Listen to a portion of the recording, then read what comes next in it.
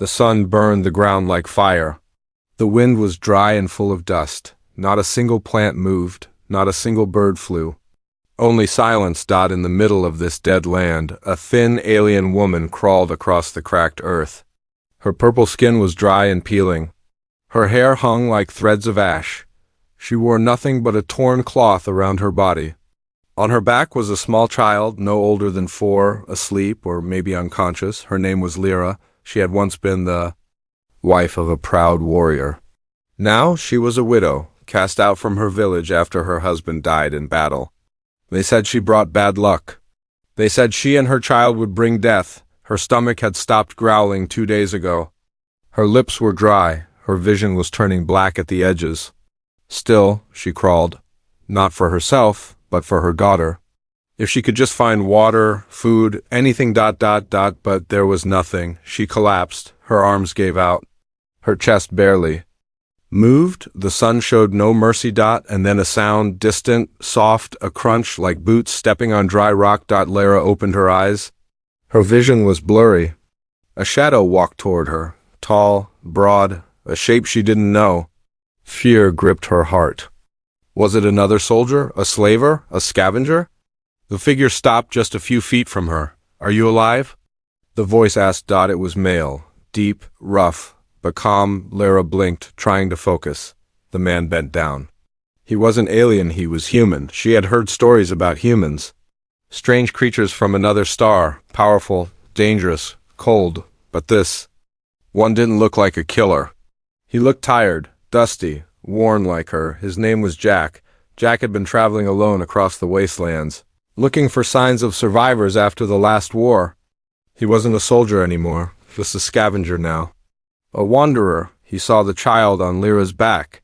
He knelt and gently pulled the child free. The little girl whimpered. Still alive? Barely. Jack opened his pack. He had 1 meal left. Just one, a sealed ration. Enough for one person. He looked at Lyra. She could barely move her eyes. Her breathing was weak. He could walk away. No one would blame him. She wasn't his kind. She wasn't his problem. But Jack tore open the packet anyway. He crushed a water capsule and dropped a few drops on the child's lips. Then he tore the ration bar into small pieces and pressed one into the child's mouth. The girl chewed slowly. Then her eyes opened. Jack smiled for a second. Then he turned to Lyra. She couldn't lift her head, but her eyes were watching. There was something in them, not fear, not hate. Just a question why? Jack lifted her gently and rested her against a broken stone wall. He placed a small piece of the ration bar in her mouth. She didn't chew. Her lips barely moved. Swallow. He said softly. Lyra obeyed. Minutes passed. The sun kept falling. The heat became less cruel.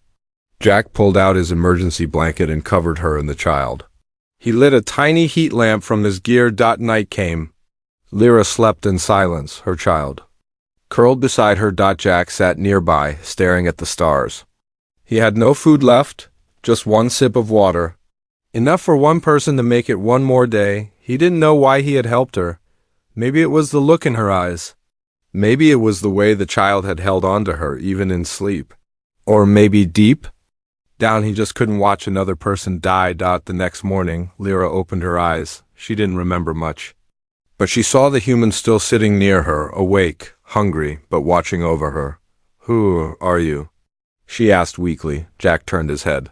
Name's Jack, he said. She looked at her daughter, who was still sleeping but breathing more calmly now. Why help?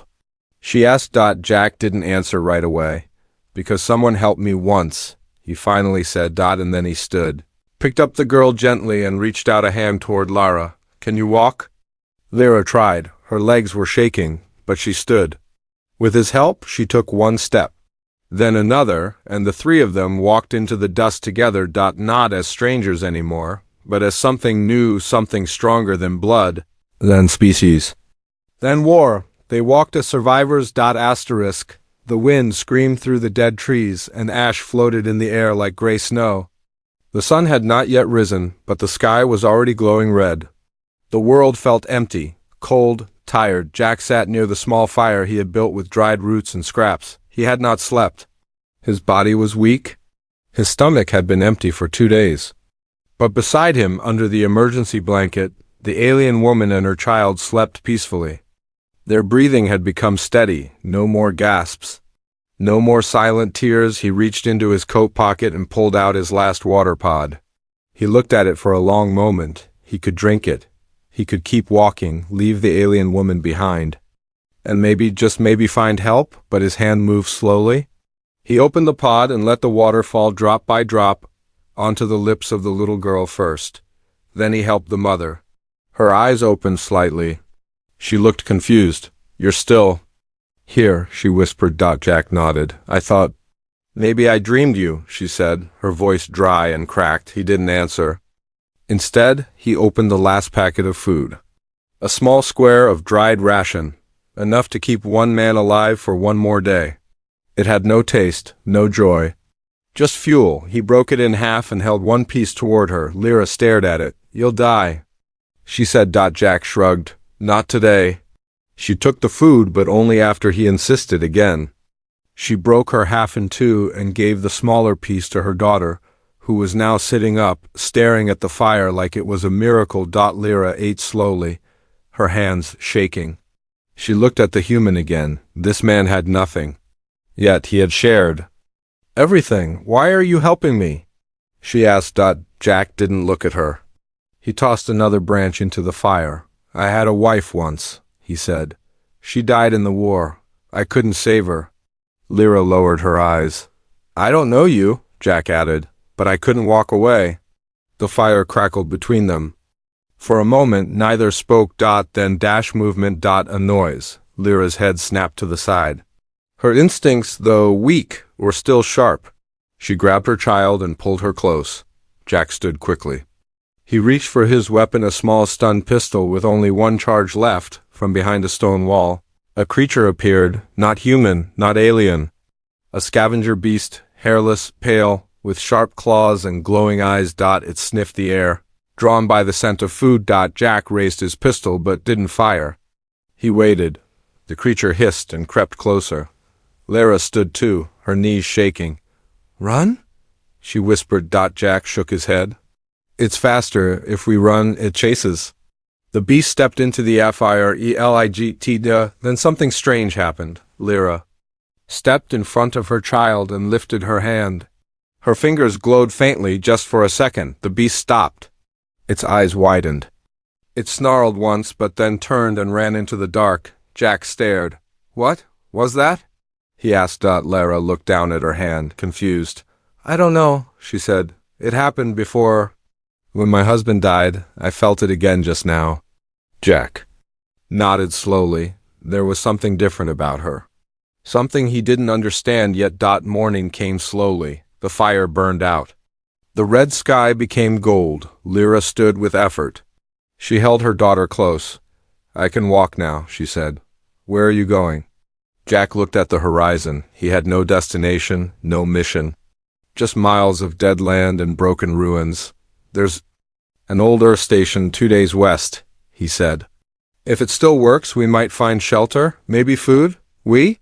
she asked. Jack looked her in the eyes. "I gave you my last meal," he said. "So now we stick together." Lyra gave a soft smile.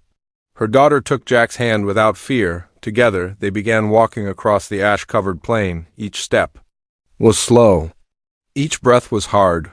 But they were not alone. Not anymore. And far behind them, the fire pit cooled, and the ashes were carried away by the wind. The rocks hit his back first. Then came the shouting. Then the cold stares from behind broken walls.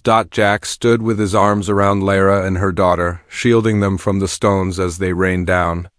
They had made it to her old village, but no one was happy to see them. Lyra's people had not changed. They still saw her as a curse. "We buried your name already," an elder shouted from the steps of a cracked temple. "You were dead to us the moment your husband fell." "She returns only to bring sickness," another yelled. "And now she brings a human beast with her." Lyra's legs trembled. She wanted to speak, to defend herself, but her voice caught in her throat. Her daughter, frightened, clung to Jack's leg. Jack's fists were clenched, but he stayed silent. He looked around at the broken homes, the dust-covered children hiding behind their mothers, the guards with dull armor and sharper eyes. This place was more ruin than refuge. He took a breath and raised his voice. "She's starving," he said. "The child, too. I gave them my last meal. If you have anything left of your soul, give them shelter." Even one night, the village leader stepped forward. He was tall, with twisted horns and a scar across his face. His name was Brunak. He had once fought beside Lyra's husband. "You are not welcome here, human," Brunak growled. "I didn't come for welcome," Jack replied. "I came because she's still one of you." Brunak looked at Lyra. Something passed through his eyes, maybe old guilt, maybe shame, but then it vanished. She chose to carry a weak child instead of dying. "With honor," Brunak said. "Now she clings to a stranger for food." "She is no sister of ours," Lyra stepped forward. Her voice finally returned. "You speak of honor," she said, "but you let your own starve in the dust." Brunak narrowed his eyes. "You should have died," he hissed, "like the others." With a sharp gesture, he signaled the guards. Jack moved in front of Lyra. The guards hesitated. They saw the pistol on Jack's hip. Even one shot could kill. And they were tired men, with families behind them. They didn't want blood, Brunak sighed. "Fine," he said. "Let them stay one night, outside the walls." Sharp laugh rose from the crowd. "In the cold?" Someone shouted, "Let them freeze." Jack looked at Lyra. She didn't cry. She didn't beg. She simply nodded and turned away. They walked back down the path and settled under a broken transport shell near the village's edge. There was no firewood. No food, just dirt, wind, and stars. The child coughed once. Jack pulled off his coat and wrapped it around her. Lyra looked at the village lights flickering in the distance. "I was born there," she said softly. "I gave birth to her there. My husband's ashes were scattered in that soil." "They don't deserve you," Jack said. "I used to believe I did something wrong," she whispered. "Maybe I still do." Jack shook his head. "No," he said. "You just needed someone to care." She looked at him. His face was worn and thin. Hunger still clawed at him, but he hadn't complained once. "You don't owe me anything," she said. "I know," Jack replied, "but I'm still here." Lyra sat in silence for a moment, her daughter asleep in her lap. Then she said something Jack didn't expect. "I don't want to die in their shadow," she whispered. "Take me away from here," Jack nodded. "Tomorrow?" he said. "We head west again? There's another path? Maybe a new place?" That night something changed between them. Not love, not yet, but trust, and trust was rarer than food in their world. When dawn came, they were gone. The villagers found the spot empty. Just footprints in the dust, and no one spoke of them again. But deep in the ruins, Brunak stood watching the empty path, one hand resting on the old blade at his side, and he wondered, had he made a mistake letting them live? The mountain screamed, not with voices, but with wind, fire, and falling ash. Firestorm Ridge was alive and angry. Jack stood at the base of the cliffs, staring up at the black path twisting through sharp rocks and glowing cracks. Red mist rose from the broken earth like steam from boiling water. "No one crosses this place," Lyra said behind him, "not unless they want to die." Jack didn't turn around. His boots crunched on burned stone as he stepped forward. "Do you want to go back?" he asked. Lyra looked down at her daughter, bundled in a blanket, her small face resting against her shoulder. "No," she said. Then they climbed. The path was narrow, sometimes no wider than a hand. One side dropped into darkness. The other side was jagged with sharp, broken metal from a crashed Star Train 1 that had tried and failed to pass long ago. The air smelled like smoke and sulfur. The rocks under their feet were warm. Jack kept Lyra close. Every time she slipped, he caught her. When the child cried, he carried her. They reached the first resting point by midday, a stone ledge under a dead tree. Jack dropped his pack, breath heavy. He had no food left, no water. Just will. Lyra sat beside him. She looked at the flames dancing far below in the valley, and then at the sky, now orange and angry. "Why do you trust this place?" she asked. "I don't," Jack said, "but behind us is worse." They rested only an hour, then the ground shook. A warning. Jack grabbed the child and shouted, "Move!" The ledge behind them cracked and fell into fire. Lyra screamed but followed Jack's lead. They climbed faster, slipping, stumbling, bleeding from knees and palms. At the top of a narrow pass, Jack dropped to his knees. His hands were shaking. Lyra collapsed beside him, her arms still around her daughter. They had made it past the first wall, but the ridge had more waiting. By nightfall, the cold returned. Up here, fire lived below, but the wind was ice. Jack found shelter under a broken piece of armor from an old war machine. Half buried in the rock, Lyra lit a small fire using dried bark. Her fingers were numb, but she refused to stop. The child had not eaten in a full day. Lyra held her close, singing a soft song in her language, a lullaby older than the stars. Jack watched her from a distance. "You know," he said quietly, "you're stronger than most people I've ever met." Lyra looked up. "No," she said, "I'm just a mother." "That's the same thing." She smiled for the first time in days. In the early morning, they faced the hardest part of the ridge, the Firejaw Ravine, a long, narrow crack in the mountain filled with rising flames from below. The only way across was a metal beam, rusted and shaking in the wind. Jack went first. He moved slowly, step by step, arms wide for balance. One mistake, and he would fall into the fire below. When he reached the other side, he shouted, "Now!" Lyra held her daughter tightly. She stepped onto the beam, heart pounding, halfway across. The wind roared louder. The child cried out, and Lyra lost her balance. She slipped. Jack's eyes widened. He threw himself forward, reaching across the gap. "Jump!" he yelled. Lyra pushed the child forward. Jack caught her. Then Lyra leapt. Her fingers caught the edge, but she screamed as her grip slipped. Jack dropped the child and grabbed her arms just in time. "Don't you dare let go!" he shouted. Lyra's hands were bleeding. Her face twisted in pain, but she didn't let go. With one final pull, Jack dragged her to safety. They lay on the ground, breathing hard, sweat mixing with ash. The child crawled over and held both their faces. "You saved me," Lyra whispered. "No," Jack said. "We saved each other." That night, they found a cave hidden in the rocks. Inside was something unexpected, an old Earth supply crate, still sealed. Jack opened it with shaking hands. Inside were ration packs, water tubes, med kits. He laughed. For the first time in weeks. Lyra cried. They sat together, sharing warm food as the fire outside the cave lit the sky red. For now, they were safe, but Jack knew this world didn't stay kind for long, and someone somewhere was already looking. For them, the creature was dying. Its body shook in pain as thick black blood leaked into the ash-covered ground. Its eyes, glowing dimly, stared at Jack with fear but not anger. Jack lowered his weapon. He hadn't meant to hurt it so badly. It had only been protecting its nest. But when it had jumped at Lyra and her daughter, he fired without thinking. The shot had burned deep into its chest. Now it wheezed, claws twitching, trying to crawl away. Lyra stepped forward slowly. Her hands glowed faintly again. "Wait," Jack said. "It's still dangerous." But Lyra didn't stop. She knelt beside the dying beast. Her face was calm, her breathing slow.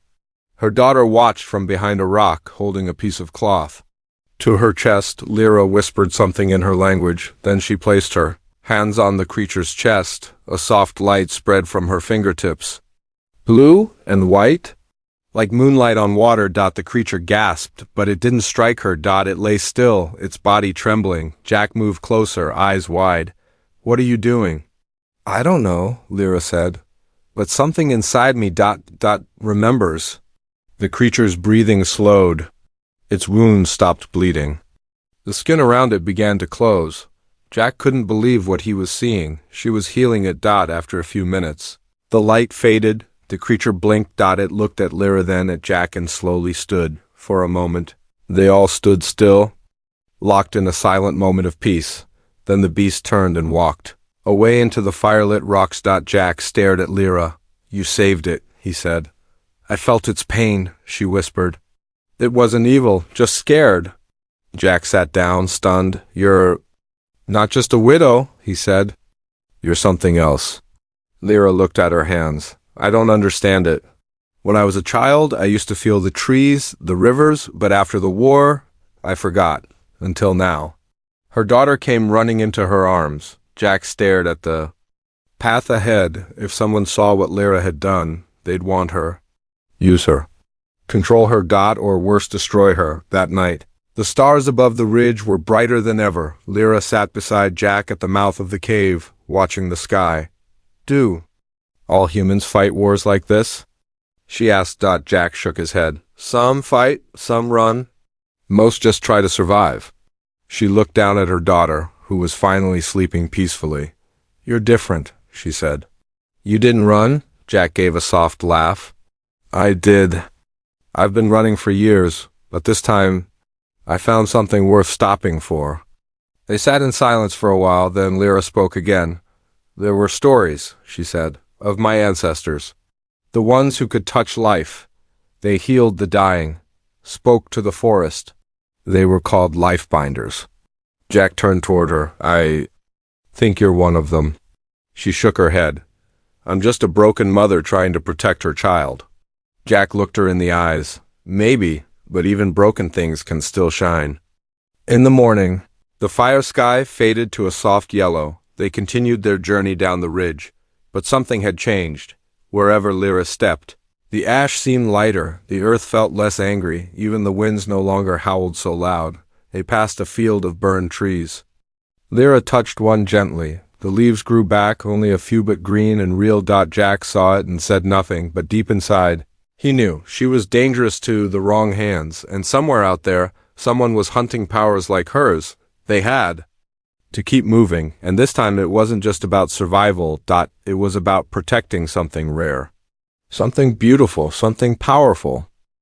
The sky turned black without warning. A low hum filled the air, like a metal beast breathing from above. Jack froze. Lyra held her daughter tight. From the clouds above Firestorm Ridge, 3 black ships broke through the smoke, silent, sharp, shaped like blades, no banners, no lights. Just dark metal and death. Jack's face turned pale. Empire scouts, he said quietly. They found us. Lyra's heart raced. How? We left no trail. They don't need a trail, Jack said. They follow signals, power signatures. Lyra's breath caught. Her healing, her light. She had used it to save the dying beast. And now they had come for her. Jack grabbed his pack and pulled her close. We run now, he said. No fire. No noise, stay low. Behind them the ships began to descend. Long legs unfolded beneath each one, slamming into the ground like giant insect limbs. Dust and ash flew into the sky. Soldiers in dark armor poured out, weapons glowing red. Lyra didn't recognize their species, but she felt their hunger. They weren't here to talk, they were here to take. The family ran through the broken valleys of the lower ridge, hiding between fallen war machines and crumbled stone towers. Jack kept his eyes on the horizon, searching for escape. But the land offered no easy path. They'll scan the whole area, he said. We need to disappear. Lyra held her child close. The girl was too scared to cry. What do they want from me? Lyra whispered. Jack looked at her, still moving. You're something rare, he said. And the Empire doesn't let rare things stay free. A red light passed over them. A scanner beam from one of the ships. Jack pushed Lyra down under a broken metal wing just in time. The beam passed and moved on. They waited. Then crawled forward again. For hours. They moved without food, without rest. By evening, Jack spotted a cave hidden behind a collapsed fuel tower. He checked it for traps. None. This will hide us for the night, he said. Inside, the air was damp. The walls glowed faintly with soft moss. Lyra sat with her back against the stone. I thought we were safe, she said. Jack knelt beside her. You were never safe, he said. Not with that power. They've been watching this region since the war ended. I've heard rumors, life-binders, star-callers, people who can shape life. I didn't ask for this, Lyra said. I know, Jack replied. But it chose you anyway. That night, the sound of footsteps echoed outside the cave. Jack raised his weapon, motioning for silence. Shadows passed by the cave entrance stall, armored, cold. One soldier paused. He turned toward the cave. Jack's finger hovered over the trigger. The soldier stepped closer. Lyra touched Jack's arm. "Wait," she whispered. She closed her eyes and placed her palm against the ground. The soft moss on the walls grew suddenly, wildly, covering the entrance with a thick green veil. The soldier stepped back, confused. The cave looked like nothing but a wall of moss. After a moment, he turned and left. Lyra opened her eyes. Her body trembled. Jack stared at her, amazed. "You made us invisible, I think." "The land listens," she said. "When I'm afraid, it helps." She collapsed from exhaustion. Jack caught her before she fell. The next morning, Lyra was weak. Her daughter had not eaten in 2 days. Jack gave them the last drop of water from his canteen. Then he stood. "I'll find supplies," he said. "I'll draw them away." "No," Lyra said, grabbing his hand. "You can't fight them alone." "I'm not planning to fight," he said. "Just distract? You stay hidden?" Lyra shook her head. "I'm not hiding anymore." Jack looked into her eyes and saw the change. She wasn't the dying widow from the dust anymore. She was becoming something else. Something stronger. Something the Empire should fear. Outside, the ships circled once more, but they didn't know what waited below. Because now, the hunted were ready to fight back. The first scream came from the forest. Then, fire, red lights burst through the trees as one of the Empire's ships exploded into pieces, crashing down in a ball of flames. Soldiers shouted, scanners flickered. Their formation broke, but it wasn't an attack from guns or missiles. It was something they didn't understand. It was her. Lyra stood on the cliff above them, wind twisting her dark hair, her eyes glowing like twin stars. Vines had risen from the ground and wrapped around one of the ships, crushing its legs. Roots split open the soil, swallowing equipment. The very earth had turned against the invaders. Jack stood behind her, rifle ready, protecting her back. "Are you sure about this?" he asked, his voice calm but tight. Lyra didn't answer with words. She raised her hands, and the land obeyed. It had taken days to reach the edge of the old Earth outpost, once a quiet science center, now buried beneath vines and forgotten tech. But Jack had known about it from his army days. Hidden, shielded, safe. If they could just hold the Empire back long enough, they could reach the signal tower and call for help. But the Empire didn't plan to leave survivors. Their remaining ship landed hard in the valley. More troops spilled out, armed with stun slicers, drone packs, and cryo-nets. Lyra whispered something to her daughter and placed the child behind a wall of glowing moss.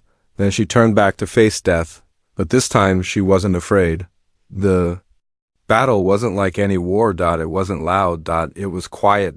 Sudden. Every time a soldier raised a weapon, something in the forest responded. A tree branch cracked and slammed them to the ground. The ground opened beneath their boots. Mist blinded their helmets. Their tech couldn't lock onto Lyra. Her energy confused their systems. Jack fought too, but mostly to buy time. He didn't shoot to kill, only to protect. One soldier rushed him. Jack blocked with his arm, rolled, and used the butt of his rifle to knock him out, but another soldier got too close. He raised his weapon at Lyra. Jack shouted, "No!" The blast fired. Lyra screamed. She dropped to her knees. The light around her flickered. Jack tackled the soldier and took him down, but it was too late. Lyra was bleeding. She tried to stand, but her strength was fading. The Empire's leader, tall, masked commander, stepped forward. He aimed a long weapon at her heart. "You belong to us now," he said coldly. Lyra closed her eyes. Then her daughter's voice rang out, "Leave her alone!" From the moss wall, the little girl ran forward. She stood between her mother and the commander. Her tiny arms spread, and something happened. The light that once belonged to Lyra now glowed from the child. Bright, warm, wild. The trees shook. The rocks lifted. The commander stepped back, but too late. Wave of pure life energy exploded outward. Soldiers were thrown back. Weapons cracked and shut down. The last ship tried to lift off, but roots shot from the earth and pulled it down. Then silence. Jack opened his eyes. He had been thrown to the ground, but he was alive. Lyra lay beside him, unmoving, her breath shallow. The child sat beside her, glowing softly, Holding her mother's hand, Jack crawled over. Lyra, he whispered, voice breaking, her eyes opened slowly. Is it over? She asked. Jack nodded. You saved us. No, she said weakly. We saved each other. Her fingers brushed his cheek. Promise me you'll take care of her, she whispered, looking at her daughter. Jack took her hand. I swear, Lyra. Smiled just once. Then her body turned into light soft blue, and Common faded into the earth. Gone. But not dead, returned to the life she once healed. Weeks passed. The Empire didn't return. The Earth outpost was restored. Jack sent out the signal. Mankind people came, scientists, healers, survivors. They helped rebuild, and Lyra's daughter, she stayed with Jack. She no longer cried. She played in the grass that now grew, where only Ash had lived. She sang the songs her mother taught her, and sometimes when the wind was quiet and the stars were bright, she glowed. Just a little. Jack watched over her like a father, and when others asked where she came from, he only said, she came from love.